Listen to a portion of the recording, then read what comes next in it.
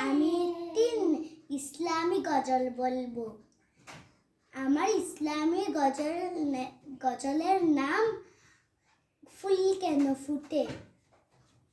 ফুল কেন ফুটে, পাখি কেন গায়, নদী কেন ছুটে দূর সীমানায়।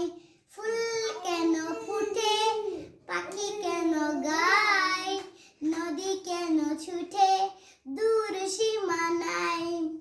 পাতা কেন ধুলে, মন কেন ভুলে, পাতা কেন ধুলে, মন কেন ভুলে, কেন এত রং দূর নীলিমায়। বলো বলো ফুল কেন ফুটে, পাখি কেন গায়, নদী কেন ছুটে দূর সীমানায়।